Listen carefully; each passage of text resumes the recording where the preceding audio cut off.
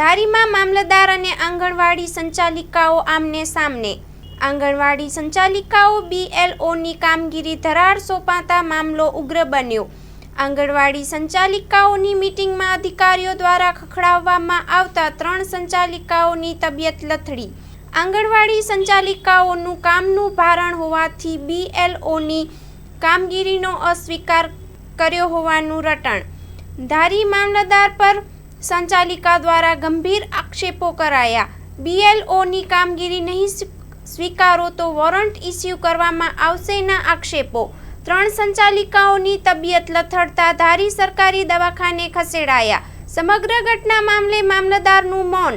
Story report by Sanjay વાળા, ધારી। Damage છે, હું ડાયાલિસિસ કરાવું છું, એટલે સાહેબ મારાથી આ કામગીરી થાય એમ નથી કે જે રજૂઆત હોય ને એ તમે બધું કે અટાણે લઈ લો ઓર્ડર, અટાણે નથી બોલવાનું, અત્યારે બધા ઓર્ડર સ્વીકારી લો, પછી એ બધું તમે ફાઇલ મૂકીને તમારે જે કરવું છે ને એમાં આગળ પગલાં લે। કોણે એવું કીધું હતું? સાહેબ એવું કીધું। ક્યાં સાહેબ હતા? મામલતદાર સાહેબ। તમારી માંગ શું છે હવે? સાહેબ મારાથી કામ થાય એમ જ નથી, એટલે હું કરી શકું જ નથી, મને કિડનીની પ્રોબ્લેમ છે, અત્યારે તકલીફ પણ। એવું પણ કહેવામાં આવ્યું છે કે તમે આ કામ નહીં કરો તો તમને સસ્પેન્ડ કરવામાં આવશે, તો અમે આગળ પગલાં લેવું એવું અમને કીધું, બરાબર, કે તમે આ સ્વીકારશો નહીં તો આગળ પગલાં લેવું। તો અમે બીમાર હોય તો કેવી રીતના સ્વીકાર કરો? એટલું કામ તો કરીએ છીએ અમે, આનાથી વધારે ઉપરથી અમને એટલું પ્રેશર આપે તો અમે કેમ કરીએ? મીનાબેન છે, હું નાગદરા ગામથી આવું છું। અમે બધા આંગણવાડી કાર્યકર છીએ। તો આજે અમને જે કાંઈ મિટિંગમાં કહેવામાં આવ્યું એ ધમકાવીને કહેવામાં આવેલ છે, પણ પ્લસ કે આંગણવાડીની માંગ એવી છે બહેનોની કે અમે અમારા કામથી નથી અમે પહોંચી શકતા, તો અમે આ BLOની કામગીરી કઈ રીતે?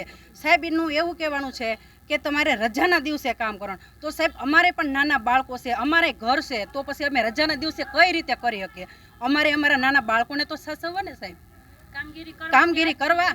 અમે કામગીરી કરવાની ના નથી પાડતા, પણ અમને 2 દિવસની મુદત આપો। જો બીજો કોઈ તાલુકો સ્વીકારશે તો અમે સ્વીકારશું આ કામગીરી, અને અમારું યુનિયન જો સ્વીકારશે તો અમે સ્વીકારશું સાહેબ। કોના દ્વારા કહેવામાં આવ્યું? સાહેબ દ્વારા, પ્રાંત સાહેબ દ્વારા, હા મામલતદાર સાહેબ દ્વારા કહેવામાં, હા કડક ભાષામાં બધાને ધમકાવવામાં આવેલ છે। એટલા માટે અમારે 3 બહેનો અત્યારે ગંભીર હાલતમાં છે। મારું નામ ડૉક્ટર વિલાન સાવલિયા છે, હું CHC ધારીમાં ફરજ બજાવું છું।